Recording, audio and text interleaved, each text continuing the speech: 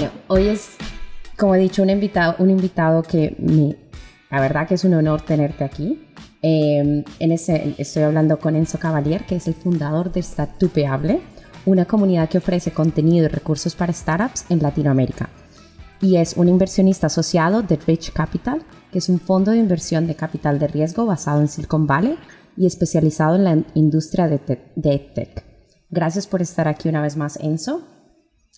Enzo, tú tienes Gracias a ti por la invitación.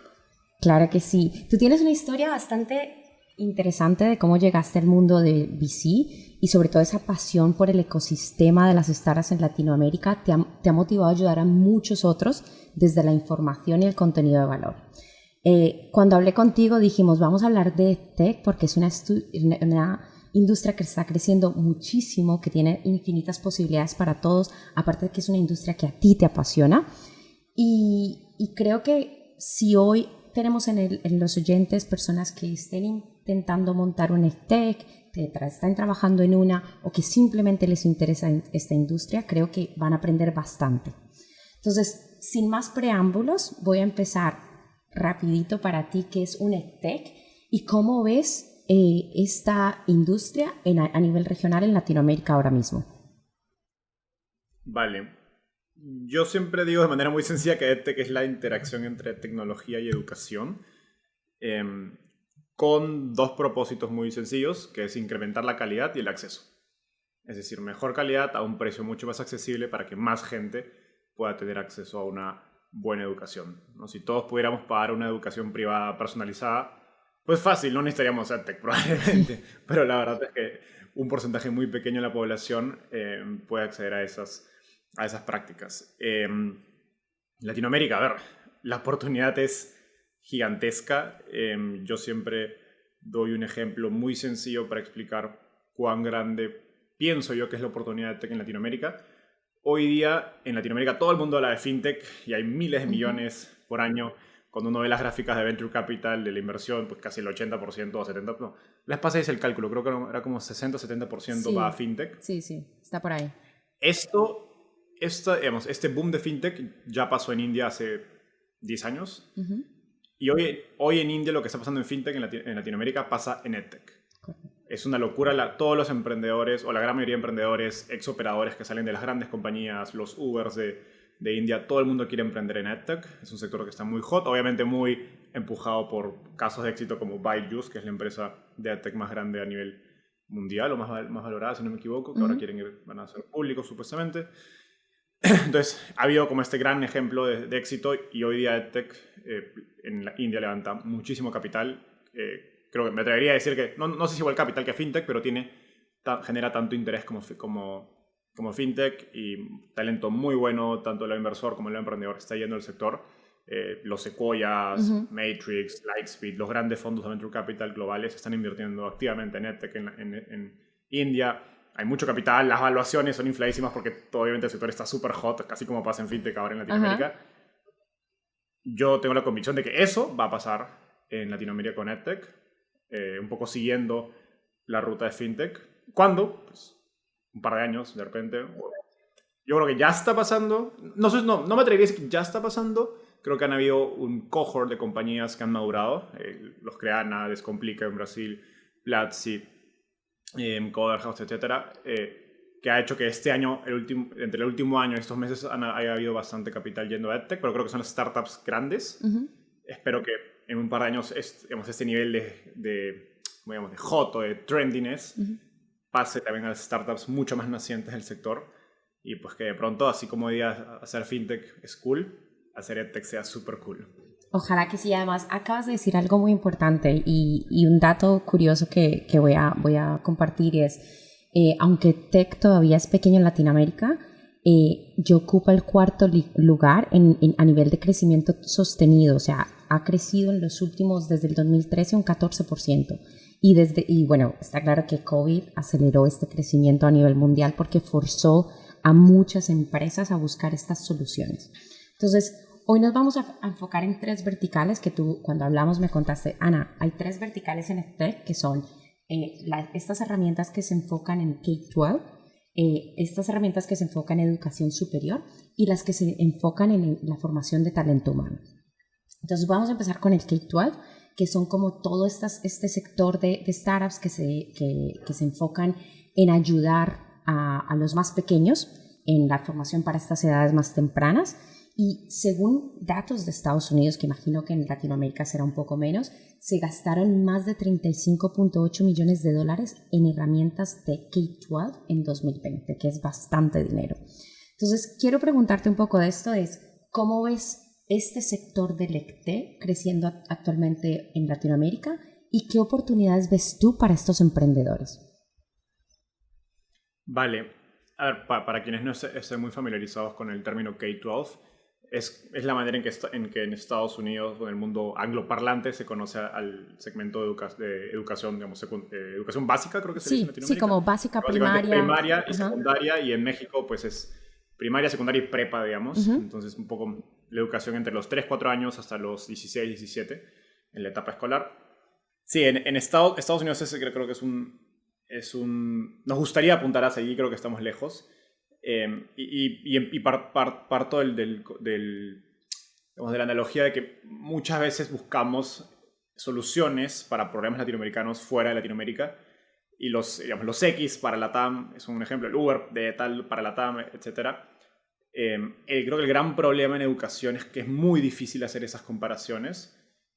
Quizás las podríamos hacer con India, porque los problemas de la región en general de educación son muy específicos de Latinoamérica, ¿no? Entonces, en el caso de K-12, como hablabas, decías la cantidad de miles de millones que se gastan o que se invierten en contenido, productos de tecnología para las escuelas en Estados Unidos.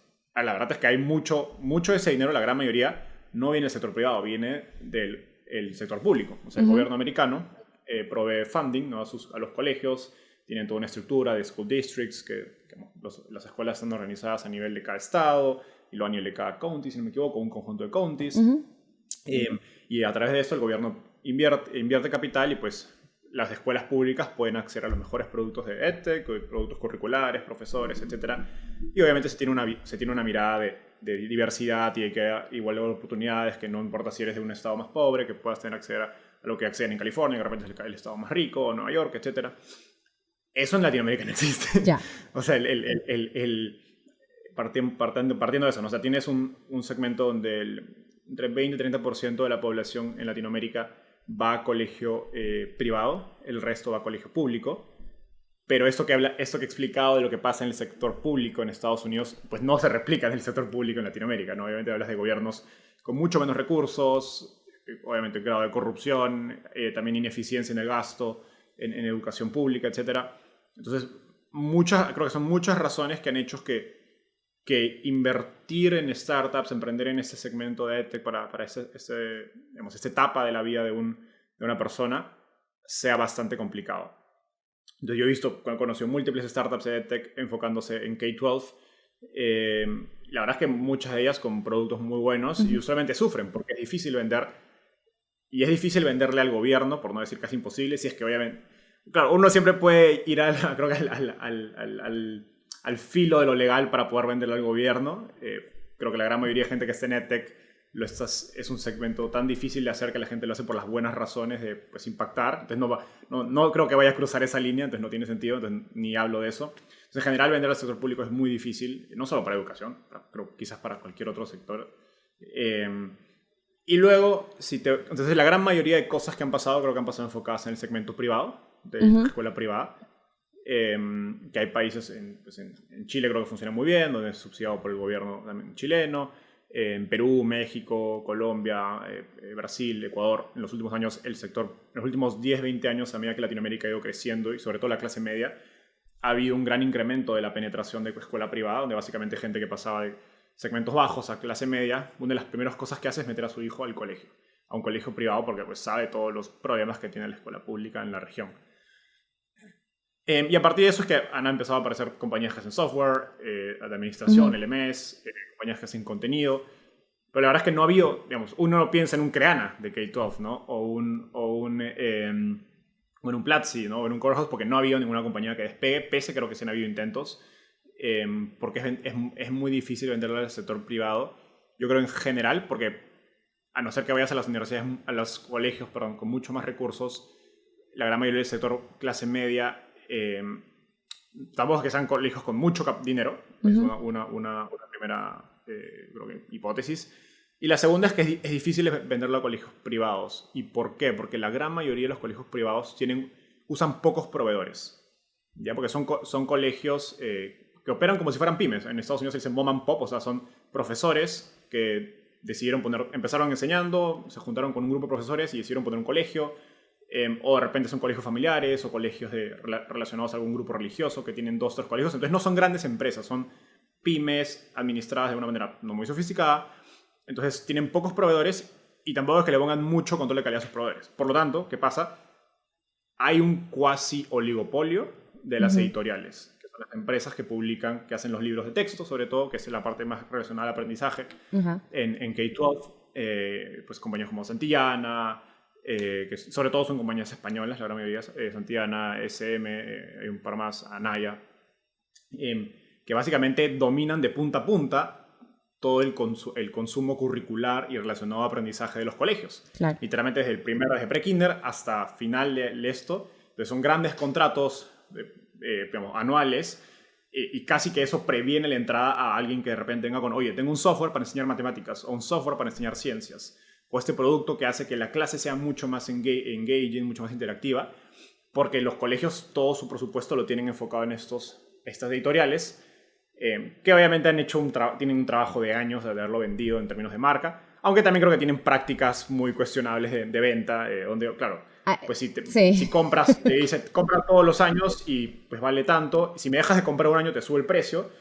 y aparte te dejo darte tales beneficios como te puedo dar, no sé, te regalo un proyector para el colegio o te invito al director a comer, que ya ya se pone obviamente en un punto que es más complicado. Entonces creo que por esas razones en general ha sido complicado. No han habido, creo que, grandes casos de breakout o éxito en ese segmento. Pese a que el problema es... Te voy a hacer una pregunta porque hablas mucho de las oportunidades que hay en este sector. Si tú fueras a hacer ahora mismo una startup en este sector, ¿cómo crees que deberían enfocar el modelo de negocio y quiénes serían los principales compradores en este segmento? Qué buena pregunta. A ver, partamos del tamaño de mercado. Y nuevamente voy a hacer una comparación con India. En India mucho de lo que y sobre todo Asia en general, incluyendo China, mucho de lo que ha pasado en términos de EdTech enfocado en este segmento es productos que no le venden a los colegios casi por las mismas razones que les he explicado a Latinoamérica, lo difícil que es venderlo a colegios. India también es un mercado donde, si no me equivoco, 40% de la población va al sector privado, el resto va público, y también a medida que la clase media sube, la gente genera más ingresos, las economías avanzan, la gente trata de escapar del colegio público porque saben digamos, todos los problemas que tiene. Entonces, a medida que India creció la penetración del sector privado, y pues Byju's y todas esas grandes compañías de EdTech en K-12 se han enfocado en este segmento de, sobre todo, colegios privados. Pero venderle, mejor dicho, a los alumnos que van a colegios privados, pero venderle a colegios en India también ha sido muy difícil, por las razones que les expliqué. Entonces, ¿qué han hecho en India? Han apuntado directamente, y en Asia en general, han apuntado directamente a los padres, a venderle a los padres el producto de educación. Esto en India le llaman los tiger parents, porque hay, digamos, que es cultural definitivamente, pero los padres en Asia invierten un gran porcentaje de su ingreso discrecional en la educación de sus hijos. ¿A qué me refiero con discrecional? Es ingreso más allá de la mensualidad del colegio. O sea, invierten mucho y uno escucha historias de gente que no va al cine o no sale a comer en un restaurante familias por meses o años para pagarle a sus hijos el tutor de matemáticas, el tutor de ciencias, la clase oratoria, el tutor para los exámenes para ingreso a la universidad. Entonces, en India y en Asia, creo que en China, sobre todo India y China, en Asia hay una cultura muy fuerte donde... Sudeste asiático creo que es más pero hay competitividad, variable, que hoy precisamente... Entonces creo que está muy arraigado culturalmente que si uno como padre no invierte en la educación de su hijo, no se lo va a confiar al gobierno, no hay manera de ascender económicamente, ¿no? Y socioeconómicamente, ¿no? Entonces, si no me equivoco, los montos son 30-40% de los ingresos discrecionales de las familias se invierten en temas relacionados a educación. Eso en Latinoamérica es mucho más bajo. Sin embargo, los últimos datos que vi habían incrementado. Igual no es que haya mucha data, tienes que meterte ahí estudios económicos, macro del Banco Interamericano, etcétera, de gobiernos. si no me equivoco, había incrementado de 8 a 12% más o menos de los países más principales de Latinoamérica. Entonces, no hay esa cultura definitivamente en Latinoamérica. Me gustaría creer, y en base a los datos que vi, que ha subido por COVID, porque los padres se han dado cuenta, creo que ha habido un cambio donde, pues antes si tu hijo en el colegio le iba mal o bien, no tienes ni idea. No sabías por qué, porque no veías el colegio. Pero con 2 años, con tu hijo en Zoom, puedes ver por qué a tu hijo le va mal o bien. Puedes ver la clase si es interactiva, si tu hijo se aburre, se queda dormido, si realmente su hijo es un genio y sabes que ni siquiera ve la clase, está acostado en otra cosa, igual saca 20 en notas. Entonces puedes darte cuenta, oye, ¿qué puede necesitar mi hijo de verdad? ¿No? Yo creo que eso abre una oportunidad a hacer productos en K-12 donde ya no le vendas al colegio, sino a los padres, ¿no? Obviamente, como les dije, estás apostando que esa tendencia que los padres van a seguir gastando más de su propio bolsillo, más allá del tuition, digamos, del pago de la mensualidad escolar en educación de los hijos, ¿no? Y eso puede ser inglés, deporte, incluso temas artísticos, cultural, que también es parte clave del desarrollo de una persona. Entonces creo que ahí hay una oportunidad. Yo pensaría en eso. Nuevamente, no sé los últimos datos como para decir, ¿sabes qué? Denle full a este mercado, pero bueno, al fin de cuentas también es parte de apostar. Uno empieza en un mercado cuando todavía no está súper hot, como les dije, y eventualmente crece rápido y pues ustedes ya ganaron una ventaja, digamos, por haber empezado en ese mercado. Y sobre todo innovar, lo que has dicho, innovar en un mercado que no hay muchos, ahora mismo no hay muchos players. Y lo otro es de algún modo lo mismo, mejor dicho, y para mí la subpregunta eso es, oye, pero ¿cómo le vendo padres? ¿No? Porque hay un gran problema, y creo que pasa en el segmento de educación en general, que es que no es como en fintech que vendes un préstamo, o sea, vendes dinero, una tarjeta de crédito, tarjeta de débito, o sea, no hay, pues la verdad, si me das plata, pues te acepto quien sea, ¿me explico? O sea, hay gente que hasta acepta plata, hay gente que no debería aceptar plata de préstamos, obviamente, que pues te cobran tasas gigantes y a veces son riesgosas como te cobran y todo. Los conocidos préstamos de esquina. En educación, pues uno está comprando una experiencia y sobre todo para educación básica, estás comprando algo para tu hijo. Entonces no le vas a comprar a cualquiera. Entonces no basta con, ¿sabes qué? Tiro $100,000 en Facebook Ads y voy a venderle a todos los padres. No, porque es como, ok, ¿quién eres tú? ¿Por qué tú le vas a enseñar matemática a mi hijo? ¿Por qué tú le vas a enseñar inglés a mi hijo? ¿Me explico? Entonces ese es creo que el gran reto de venderle a padres en términos de costo de adquisición o distribución. Y creo que cosas interesantes que hemos visto, aún en Latinoamérica no, creo a escala, pero recientemente de hecho invertimos en una compañía en la India que se llama The Homework App, que está haciendo algo similar a esto, donde ellos tienen un producto para colegios, pero es un producto casi gratuito, cuesta muy poquito, y a través de ese producto lo que están haciendo es servir al colegio, pero a la vez llegar a los padres, porque es un producto que eventualmente el niño o los padres lo descargan en casa, y es un producto que viene recomendado no por la empresa, sino por el colegio. Entonces utilizas al colegio como un canal de distribución que te ayuda en CAC, pero también como un canal de generar confianza, porque pues solamente los padres tienden a confiar en si el profesor o el colegio te recomienda algo, pues ya confías a tu hijo, ¿no? Entonces tiene sentido que confíes que te recomienden un profesor de matemáticas o algún otro producto, ¿no? Entonces, creo que hay empresas que están haciendo esa estrategia se dice B2B2C, donde utilizas un canal B2B para llegar a un consumidor final y, obviamente, generar ingresos con el consumidor final. Esa es una estrategia, creo que estamos viendo sobre todo en países emergentes.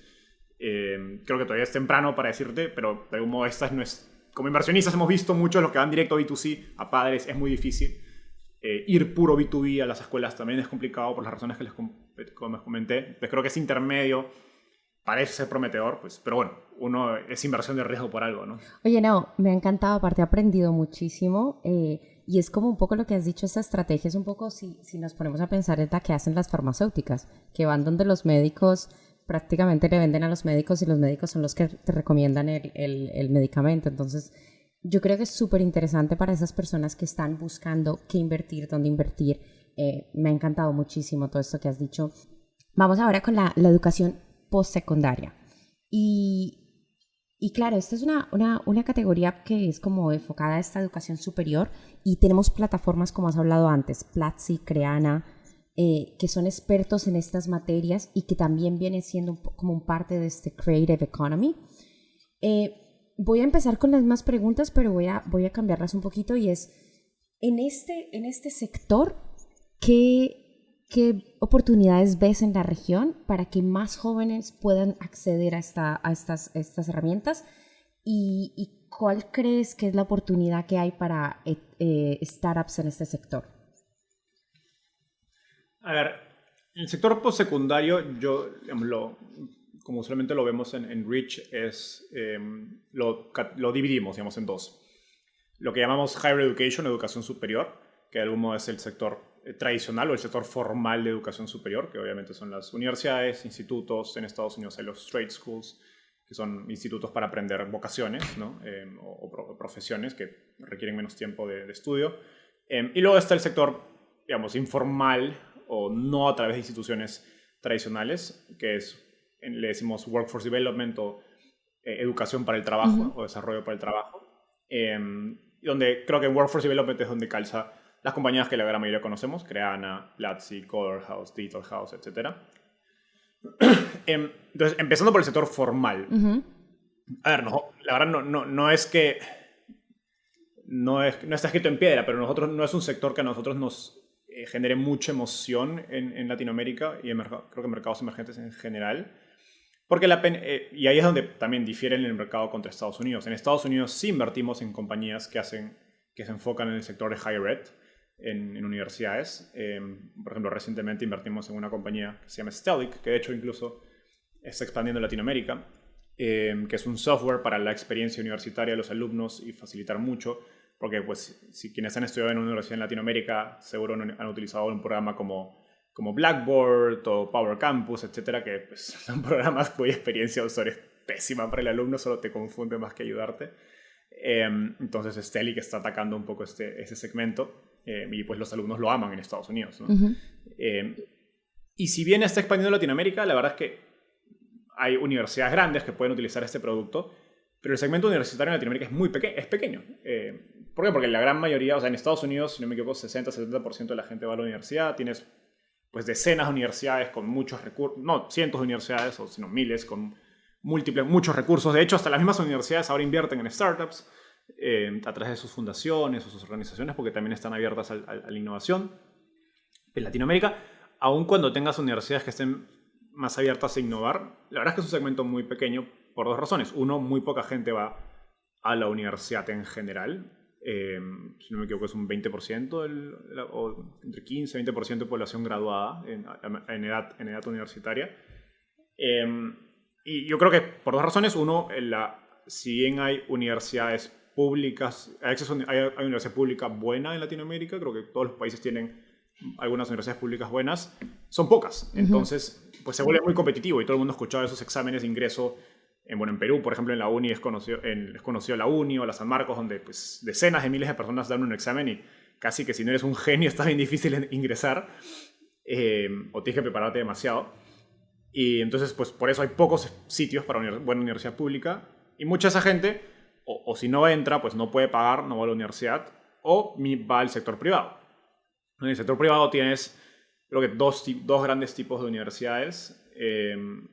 Mejor dicho, un grupo pequeño, que son creo que cada país tiene top 5, top 10 universidades muy de buena calidad, usualmente privadas, nuevamente a las que acceden muy pocas personas. Y luego tienes creo que un segmento grande de universidades medias, que pues no tienen mucha marca, no tienen tanta reputación, tampoco tienen creo que los mejores profesores, las mejores instalaciones, pero te cobran mucho menos. Entonces son más accesibles, sobre todo para la gente de menos recursos, o sea, clase media, baja, etc.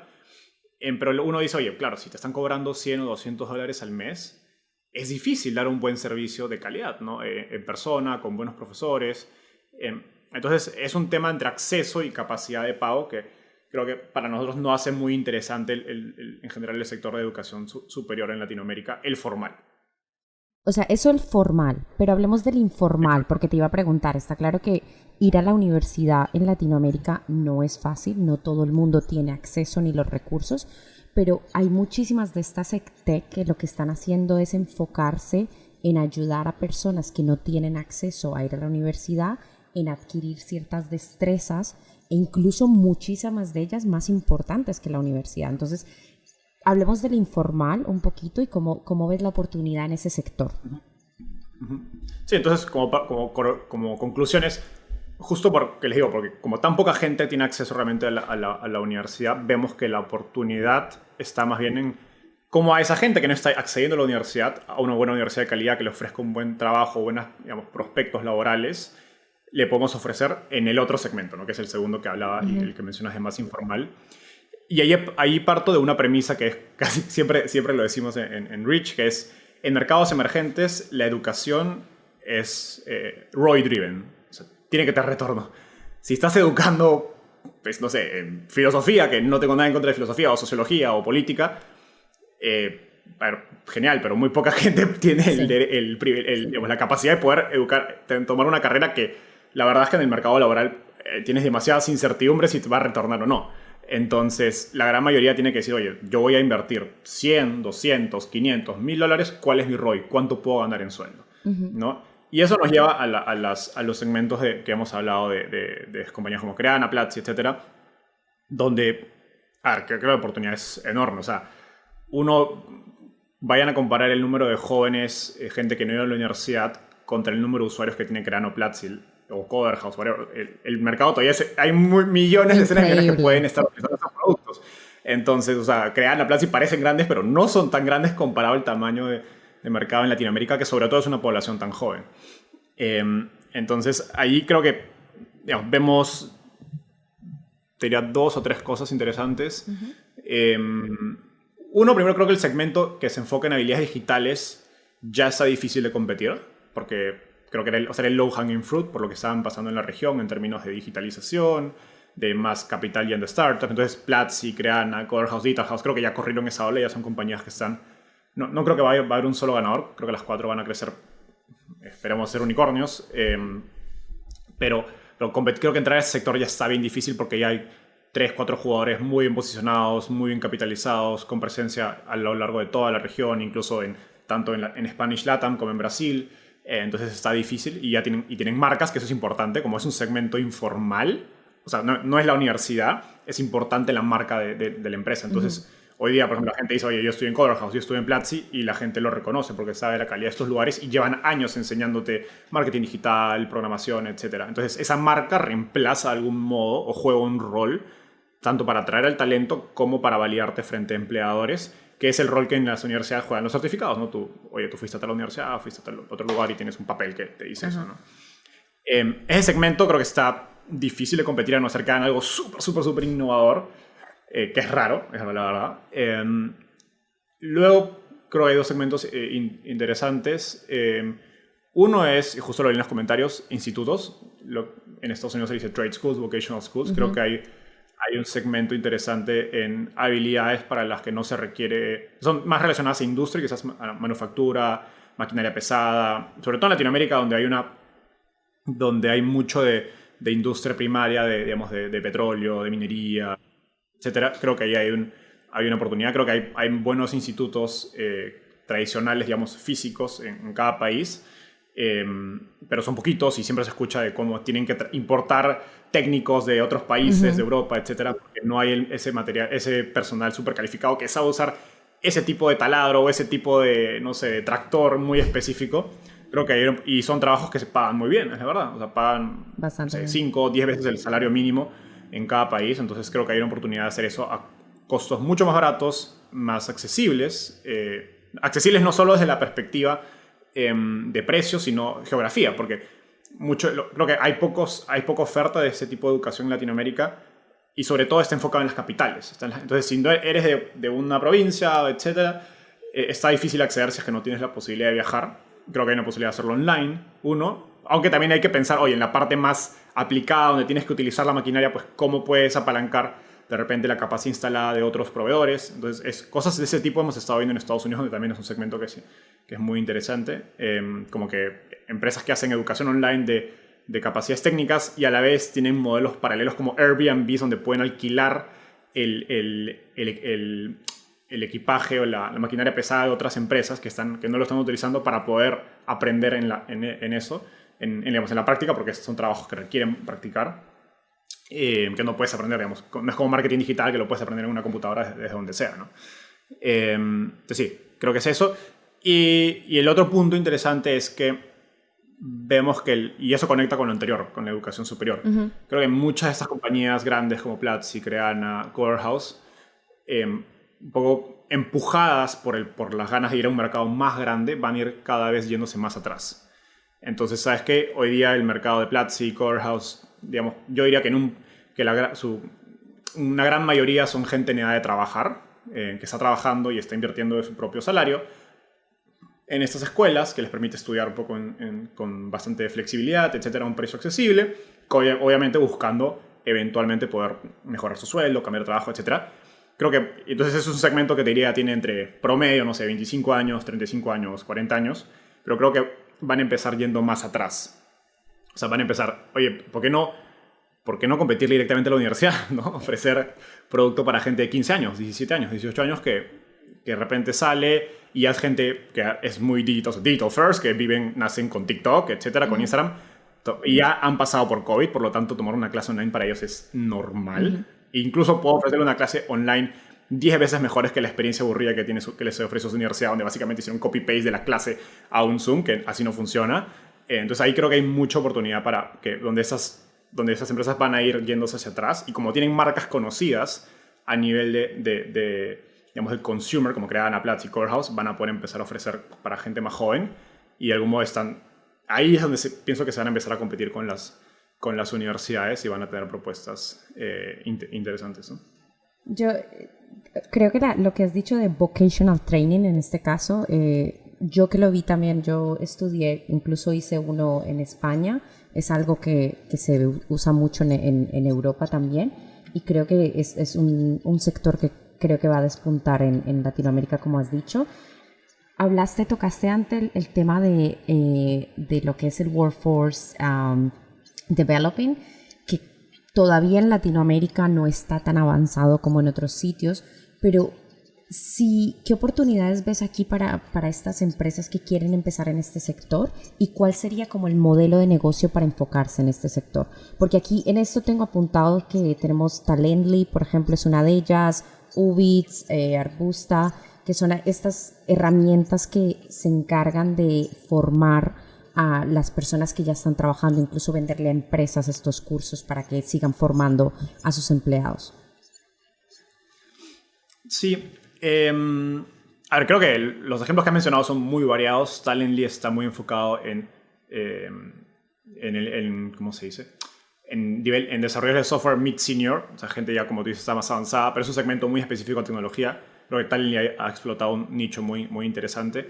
Ubits, de hecho, creo que Ubits es más enfocado a lo que tú dices, donde Ubits enfoca, no es blue collar, es como que gray collar, es como que ejecutivos, pero digamos no son altos mandos, en empresas grandes como retail, etc. Y pues el catálogo Ubits es muy, muy completo, enfocado desde habilidades de negocio como Excel hasta habilidades como, no sé, oratoria, escritura, de trabajo, emails, etc.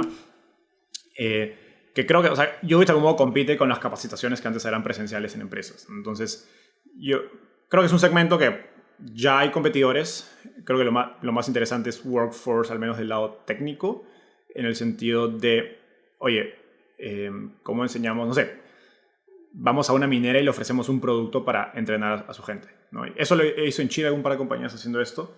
Y creo que yendo a modelo de negocio, no he visto compañías haciéndolo eso súper a gran escala, pero sí en otros países donde, digamos, hace unos años surgió el concepto de ISA.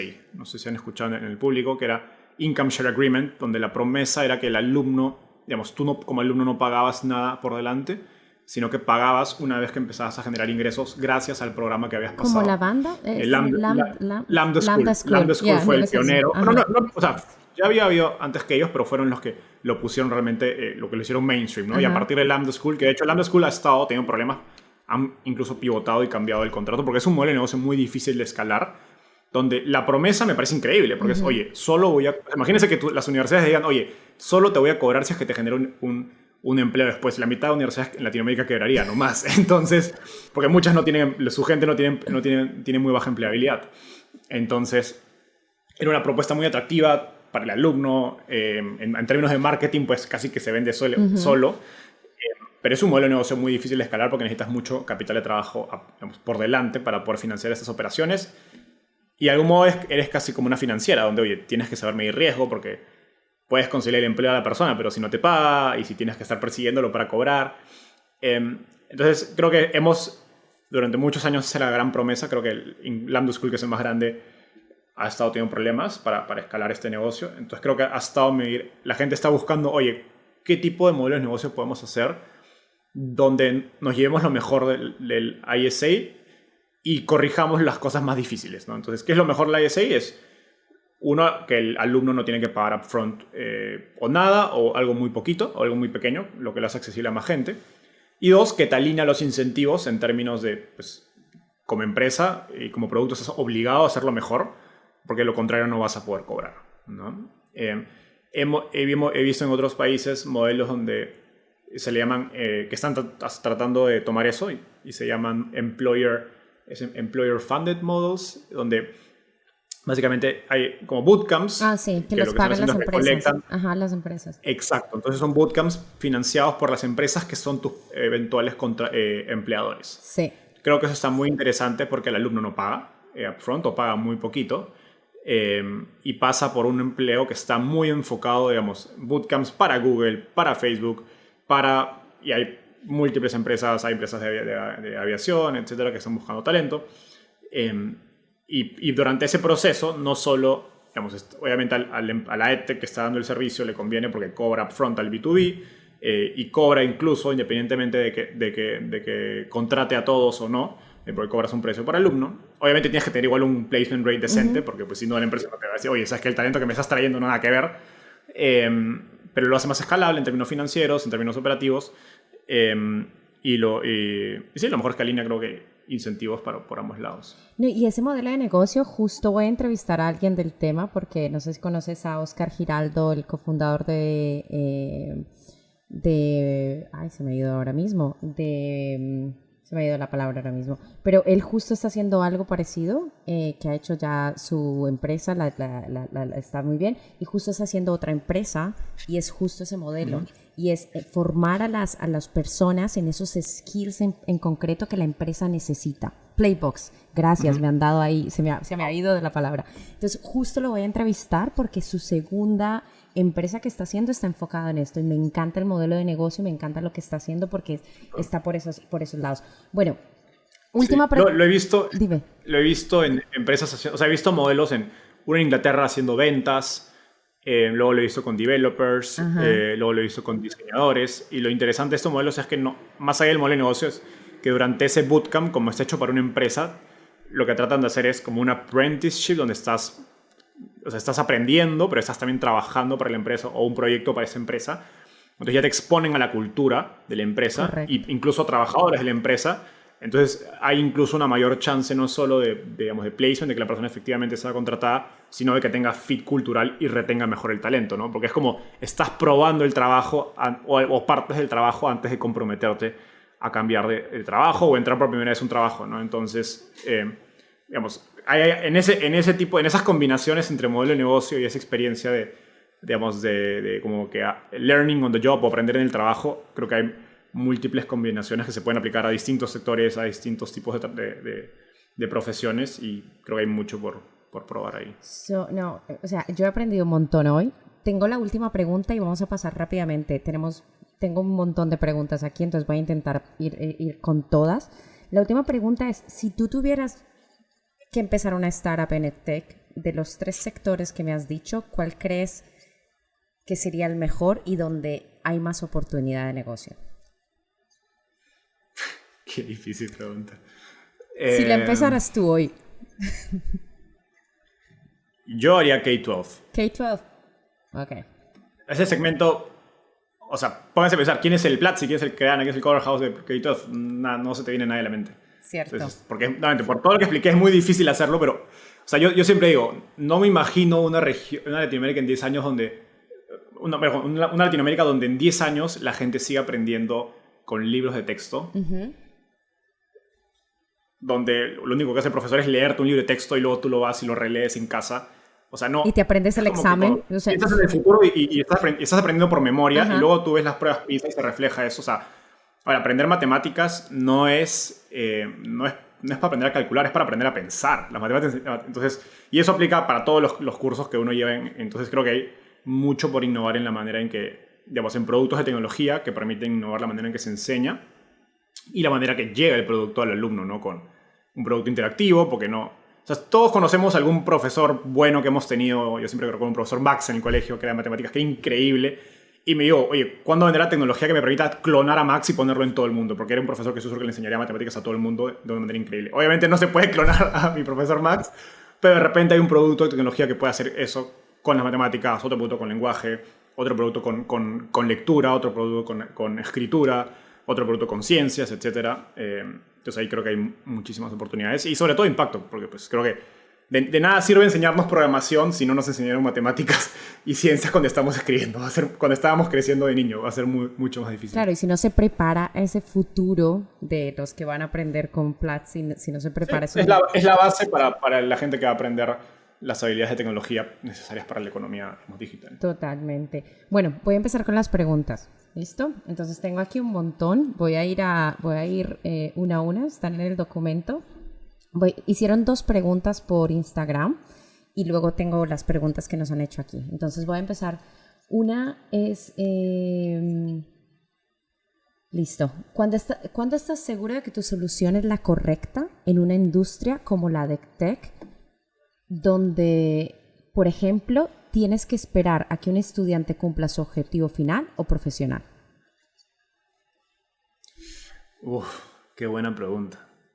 Ese es uno de los grandes retos propensos de educación. Les recomiendo, yo entrevisté a Alberto Arenaza de Trusted Network en mi podcast. Les recomiendo revisar ese episodio porque justo hablamos de eso. Trusted Network es una incubadora que, si son emprendedores en educación, les recomiendo buscarla. Es una incubadora especializada en educación y futuro del trabajo. El fundador es español, Alberto. Tenemos muy buena relación con él en Reach. Yo he invertido como ángel en una de sus startups. A ver, creo que tienes que tomar la mayor cantidad de datos. Entonces, lo primero es satisfacción, o sea, NPS, engagement, o sea, puedes tomar, digamos, si tu producto, pues la gente no lo completa, el famoso completion rate, y pues no sé, 1 de cada 10 acaba el programa, obviamente estás haciendo algo pésimo, o programa o producto, porque puede ser también algo self-led, como un Duolingo o un Platzi. Si pues 10% o menos lo terminan, pues algo no está haciendo bien tu producto, o sea, la gente no está aprendiendo, simplemente no se enganche, por lo tanto no va a aprender. 1. 2 es satisfacción, o sea, cuánto lo recomiendan, si la gente está contenta con lo que aprende. Ahora, y estoy hablando de como que indicadores, ¿cómo se dice? Ex ante, ¿no? Porque una vez que entra al trabajo y la gente retiene y la gente se queda en el trabajo, pues ya sabes, ya es obvio que funciona tu producto. Entonces creo que realmente el reto es medirlo antes de que pase eso, ¿no?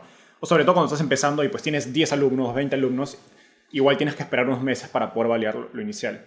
Entonces, es engagement, completion rate. Y creo que también les recomendaría, y eso es parte de cómo innovan su producto, es, oye, ¿cómo puedo llevar experiencias del trabajo o de la aplicación de lo que yo estoy enseñando a mi experiencia educativa? ¿No? Y hay este concepto en inglés que se dice apprenticeships, y creo que muchas empresas están innovando sobre él, donde es lo que estábamos discutiendo realmente hace unos minutos, es, oye, ¿cómo puedes aprender en el trabajo? ¿No? Entonces, si en tu bootcamp, tu producto, tu programa, puedes hacer que la persona lleve experiencias reales del trabajo, eso te va y puedes ver obviamente las notas o qué también se desempeña a través de, digamos, de datos, etcétera, de una evaluación, lo que sea, puedes tener una sensación o un indicador de si a esta persona le va a ir bien o no, digamos, si tu producto va a ser exitoso, ¿no? en el futuro, ¿no? Y ahí he visto, hay una compañía que se llama Crio.do en la India, que ha creado como simuladores de programación para que la gente aprenda a programar básicamente en un simulador donde estás simulando, por ejemplo, un reto de coding porque se cayó el servidor de una empresa como Uber. ¿Cómo lo solucionas? Y estás en un simulador solo, no hay una persona, entonces ahí puedes probar, puedes experimentar vamos, y puedes ver cómo se desempeña la persona sin que todavía esté trabajando en Uber, ¿me explico? Entonces, creo que se puede innovar mucho en términos de evaluación dentro del producto. Y eso te permite pues, tener indicadores ex ante de si el producto va a ser bueno o no. Muy bien. Tengo varias preguntas. Otra que tengo aquí es, ¿cómo compiten las editoriales con productos de rutas personalizadas y gamificadas? Y obviamente estoy sesgado, pero para mí no compiten, simplemente. Vas. A ver, creo que para mí o sea, un poco respondiendo a la pregunta, las rutas gamificadas, personalizadas no han ganado, las editoriales siguen ganando por goleada todavía en Latinoamérica. En Estados Unidos, las editoriales, cuando uno ve, hay un reporte que lo había pasado, no me acuerdo cuál quién lo había publicado, pero te muestran cómo los publishers, las editoriales en Estados Unidos, McGraw-Hill y Pearson, todas las famosas, que en Latinoamérica el análogo sería Santillana, SM, etc. Cómo han perdido mucho market share en los últimos 10, 20 años y ya pasado de ser un oligopolio a ser realmente... No hay nadie que tenga más de 10 o 15% de market share porque han perdido mucho espacio contra las nuevas propuestas innovadoras de currículum, de rutas personalizadas, de aprendizaje interactivo, etc. Yo esperaría que eso pase en Latinoamérica, en cuyo caso las editoriales van a perder. Y por una concepto muy básico, las editoriales tienen un innovator's dilemma. O sea, no es lo mismo hacer aprendizaje basado en research, basado en software, en plataforma, en diseño interactivo, en animación, que es lo que necesitas para hacer engagement de una clase, sobre todo en las etapas iniciales de educación, que hacer un libro de texto. Sí, y copiar y pegarlo. Es totalmente diferente. Entonces, la pregunta es, ¿las editoriales están dispuestas a votar a la mitad de su personal para realmente saltar al otro tipo de producto? No lo van a hacer. O sea, los ejecutivos no lo van a hacer. No van a cortar su propio trabajo. O llegar a un punto que lo hagan, que se verán forzados. Han empezado... O sea, las editoriales han digitalizado libros de texto en un PDF. Eso no es innovación. No. Eso no es producto personalizado e interactivo. O sea, los alumnos... O sea, yo le animo a toda la gente. ¿Cuántos que le vayan a preguntar a sus hijos o primos o sobrinos cuántos usan su libro de texto para estudiar? ¿Y cuántos? O sea, Google. Muy poquitos. Google. Yo mismo... Cuando estuve en secundaria utilizaba YouTube o Google para aprender matemáticas. Yo no sabía libro de texto. Y luego pregúntales los pocos que usan si realmente les gusta. solo pesan un montón. Entonces, es un producto que se está gastando dinero únicamente porque las editoriales tienen un muy buen go-to-market y han básicamente capturado el gasto de los colegios, pero no es porque es un buen producto. Vale, gracias. Tengo otra aquí que dice, ¿es posible buscar capital en una etapa muy temprana, menos de un año? Estandarizar el aprendizaje es un reto que demanda mucha labor y es un tema inicial que parece un reto inicial de una startup. EdTech en sus primeras etapas. La estoy leyendo tal cual la pusieron. O sea, la pregunta es, ¿posible buscar capital en una etapa muy temprana, menos de un año? Yo diría que sí. Por supuesto. Claro. Sí. A ver, creo que independientemente de eso, creo que lo bueno de EdTech en su mayoría es que es un sector bastante lean. O sea, puedes emprender sin capital. Puedes emprender bootstrap o de repente con algún grant del gobierno, no sé, Startup Perú, Startup Chile. O Ángeles con muy poquito. O incluso con tus propios ahorros, porque usualmente puedes cobrar rápido. A no ser que le vendas a colegios. Si vendas a colegios es más difícil porque tienes el ciclo anual. Bueno, aparte de lo difícil que es, y eso es algo que no hablamos, tienes el ciclo de venta que es anual. Entonces creo que si no le vendes a colegios, institutos, instituciones grandes y vas B2C o de repente a pymes o corporativos que pagan rápido, creo que tienes puedes diseñar el producto con muy pocos recursos e ir iterándolo rápidamente y venderle upfront a tu cliente. O sea, siempre digo, Coder House creció hasta... Y después, esta información es pública, por eso la puedo decir, porque salió en la nota de prensa. Hasta $10 millones de ingresos anualizados sin levantar capital. Oh, wow. Y es porque educación es un segmento, creo que, si bien tiene todas las complejidades que hemos hablado en términos de capital de trabajo, es más fácil que otros segmentos donde tienes que desarrollar mucho por delante del producto para poder salir a vender. Y yo complementaría con esto que ahora mismo Latinoamérica es la oportunidad para emprender. Y hay muchísimos lugares donde puedes encontrar acceso a capital. No necesariamente tiene que ser capital privado, como has dicho. O sea, que la persona que nos haya hecho esta pregunta, por supuesto que sí. Tengo otra pregunta que dices, ¿cuáles dirías que pueden ser tasas razonables de conversión y culminación de cursos en el sector EdTech? A ver, si es curso asíncrono, es decir, grabado, donde solo hay una interacción unilateral, no es bilateral, no hay de dos lados.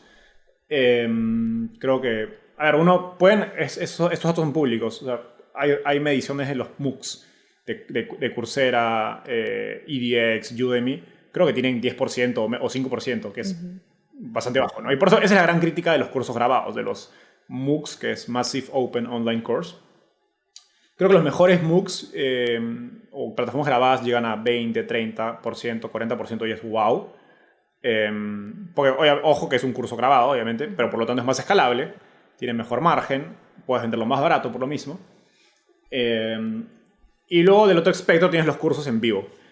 Si es en vivo, o sea, si es síncrono, tiene que ser 80%, ¿sí? O 70 al menos, si no estás haciendo algo mal en tu producto, ¿no? O sea, si estás como que si la gente está seteando una hora para estar en vivo con más personas y no está yendo, pues tu producto no es muy bueno.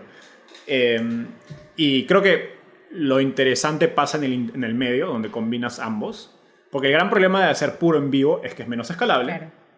Y el gran problema de hacer puro grabado es que no es muy engaging, pero puede haber un interim, ¿no? Un híbrido, donde combines, hay partes de un aprendizaje que puede ser unilateral. O sea, teoría, por ejemplo, no tiene sentido que esté un profesor dictándotela, puedes leerla, o puedes ver un video interactivo, o algún tipo de, digamos, como que clase creada no sé si, no necesariamente pueden ser animaciones, etc. Y luego tienes, no sé, una discusión a la semana con un grupo de personas y un tutor o un facilitador, etc. Y ahí pues tienes lo mejor de ambos mundos, ¿no? La escalabilidad de un modelo presencial, o mejor dicho, en vivo, el engagement de un modelo en vivo con la escalabilidad de un modelo grabado o digamos, asíncrono. Vale. No sabía los datos estos, me ha encantado. El 80% si es en vivo y ahora creo que has dicho que entre un 10 y un 10. Ya 70. Sí. 70 es bueno, sí. Wow. ¿Qué tiene que priorizar un EdTech para tener valor como empresa? ¿La experiencia educativa o la tecnología? Me encanta esta pregunta. Buena pregunta, sí. Yo creo que las dos. ¿Sí? O sea, no es... La balanza. Justo... De hecho, eso es creo que uno de los grandes retos de este sector, donde, y en términos de los equipos fundadores, usualmente vemos equipos que son muy fuertes o en uno o en otro. Pero cuando eres fuerte en los dos, pasa magia. ¿Me explico? O sea, y justo ahora estamos en una inversión que esperemos poder anunciar en unas semanas. Está por cerrarse.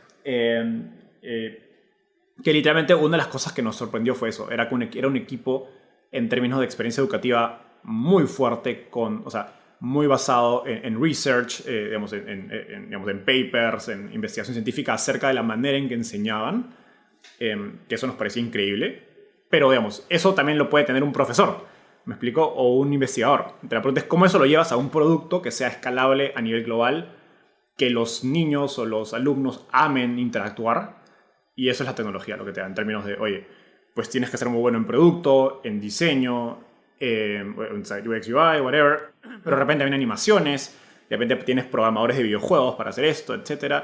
Y luego la parte de tecnología, porque tienes que ser escalable y poder usarse en todo el mundo, en distintos idiomas, en distintas horas, etc. Entonces, es una combinación de ambas cosas. Mejor dicho, te toca hacer un unicornio en EdTech. De las dos un poquito. Listo. La última pregunta que tengo es, ¿cuál es el perfil de un CTO y cuál es el porcentaje de partición para él? Me imagino que esta pregunta está bien enfocada si vas a contratar un CTO en EdTech. ¿Cuál es el perfil que tú crees y el porcentaje de stock? Me imagino que es lo que está preguntando. A ver, primero, yo creo que hay distintas opiniones. Yo soy un poco más dogmático, quizás en el sentido que si estás en una empresa de tecnología, pues tenga un CTO como cofundador, como socio, sí. no contrates a un empleado. Y que tenga un buen porcentaje, que es al menos, te diría 15%. Menos de 15% está difícil creer que es un cofundador. Incluso si la persona misma se siente como un cofundador, como un socio, como un dueño. Y en términos de perfil, a ver, bueno técnicamente, que es obvio. Y segundo es que se identifique con el problema. Y lo gracioso es que cuando yo he visto muchos CTOs, y te diría que creo que eso es algo, no sé si particular del perfil de la gente técnica, es que la gran mayoría de developers se identifican con el problema de EdTech y con los problemas de aprendizaje. Y yo creo que es porque la gran mayoría de programadores, de desarrolladores de software, no aprendieron en la universidad o en el colegio. Uno aprende por su cuenta, porque es un sector donde digamos, los últimos acontecimientos, avances, programaciones, frameworks de coding, todo está en Internet. Las universidades están enseñando cosas de hace 10 años, porque por regulación y porque son lentas no pueden actualizar sus currículums a la velocidad que avanza la tecnología. Entonces toda la gente, pregúntenle a todos los amigos programadores, gente técnica, la Mi gran hermana mayoría, lo dice. les aseguro que el 95% aprendió por su cuenta, o en YouTube, o en Google, o en GitHub, o en Codecademy, o en Platzi, etc. Y todos ellos son conscientes que, oye, y todos ellos se preguntan, oye, ¿cómo me hubiera gustado que me enseñen esto en la universidad o en el colegio? Y aparte pagan muy bien, hay muy buenas oportunidades. O de repente enseñan y se dan cuenta que, oye, la gente quiere aprender programación, pero le falta fundamentos de matemáticas o fundamentos de ciencias. Y esto se debería haber enseñado en el colegio. Entonces, creo que por estas coincidencias, creo que el perfil de gente en tecnología técnica se identifica mucho. Obviamente es una generalización, pero esa es mi impresión. Se identifica mucho con los problemas de EdTech en los distintos sectores que hemos hablado. Entonces, creo que busquen a alguien que sea apasionado por ese problema que ustedes quieren atacar. Y creo que van a tener opciones porque hay mucha gente, por lo que les digo, que sienten lo esto, han vivido en carne propia. O sea que... Exacto. Mi hermana, que es desarrolladora, me lo dice también. O sea, ella dice que cualquiera puede desarrollar porque toda la información está en Internet y puedes aprender desde ahí. Bueno, sí, no, porque creo que también necesitas un componente de ser autodidacta que no todo el mundo lo tiene. Bueno, eso es ¿no? cierto. Y hay una oportunidad de gente que te facilite en eso. Pero justamente eso es, oye, nadie está haciendo a escala para millones de personas ese rol de facilitarte, de ser mentor, tutor en esas habilidades. Y por eso creo que los developers se identifican tanto con el sector de educación en general. Bueno, Enzo, mil gracias. O sea, yo creo que ha sido una súper entrevista. Primero porque has dado un montón de consejos que mucha gente no sabía, incluso yo no lo sabía. Un tema del que no habíamos hablado así tan a fondo. Antes de cerrar, nosotros siempre tenemos en el podcast como una lista de preguntas y respuestas rápidas. ¿Estás preparado? Me tienes que decir lo primero que se te venga a la cabeza. Okay. ¿Listo? Ok. ¿Libro favorito? Outliers. O Fuera de Serie. Ok. ¿Qué te hubiera gustado haber sabido cuando empezaste? Experimentar más. Explorar más cosas. Uy, buena esa. ¿Cuál es el emprendedor que más admiras? Aquí te está difícil esta. Difícil. Te estoy poniendo ahí en... Puedes decir dos, venga, dos. Qué difícil. Me encanta Freddy Vega. Sí. Platzi, porque creo que ha tenido un rol de influencer del sector de tecnología para hacer que más gente se entere de este sector. Por eso me encanta lo que hace. Y luego les diría Andrea de Llana, que es una aplicación de salud mental, porque su historia es increíble y siento que está muy conectada. Y yo personalmente tengo mis experiencias con salud mental y creo que conecto mucho con eso. Así que me encanta lo que hace Llana. Súper. Es mexicana. ¿Qué te tiene curioso ahora? Educación. Y sobre todo K-12. K-12. Es un sector que estoy hablando últimamente con profesores, con directores de colegios en Latinoamérica, etcétera, porque me gustaría que invirtamos más en ese sector porque por todo lo que hemos hablado, ahí está la oportunidad para mí. Uy. Y después estudiar. Pero también tengo que entender cómo funciona el sector porque pues, yo no he sido... He trabajado en una ONG que trabajaba con profesores de secundaria, pero pues, no conozco el problema desde adentro, ¿no? Y es importante entenderlo. No, sería súper rico que en un año escucháramos que alguien empezó la empresa inspirado en todo lo que tú hablaste hoy aquí. O sea, sería buenísimo. Bueno, mil gracias por compartir este rato con nosotros. Antes de irnos a alguna red social donde los oyentes te puedan seguir. Bueno, yo creo que mucha gente ya te conoce, pero por si acaso si alguien no te conoce, ¿dónde te pueden seguir? Bueno, en verdad estamos en todas las redes sociales. Pueden buscarnos como Startupeable o startupiable.com y como Startupiable en Twitter, LinkedIn, YouTube. Recientemente lanzamos TikTok también, así que estamos ahí. Perfecto. Oye, un saludo muy grande hasta el otro lado del mundo, hasta San Francisco. Gracias por todo lo que estás haciendo con, Hola, Ana. Sí. con Latinoamérica, y espero que sigas ayudando a muchísimos más emprendedores en la región. Gracias, Diana, por organizar. Un gustazo y buenísimas preguntas. Gracias, chao.